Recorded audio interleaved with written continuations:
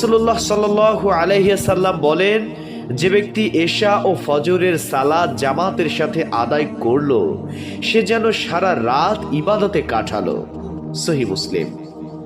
8, রাসূলুল্লাহ সাল্লাল্লাহু আলাইহি সাল্লাম বলেন, যে ব্যক্তি আমার উপর একবার দরুদ শরীফ পাঠ করে, এর প্রতিদানে আল্লাহ তার উপর 10 বার রহমত বর্ষণ করেন।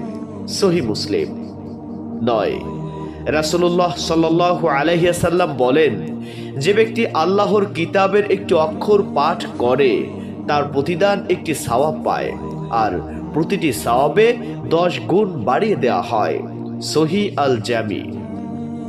10, রাসূলুল্লাহ সাল্লাল্লাহু আলাইহি সাল্লাম বলেছেন, সাধারণ দরিদ্র ব্যক্তিকে সদকা দিলে কেবল সদকার সওয়াব পাওয়া যাবে, কিন্তু রক্ত সম্পর্কীয় আত্মীয়কে সদকা করলে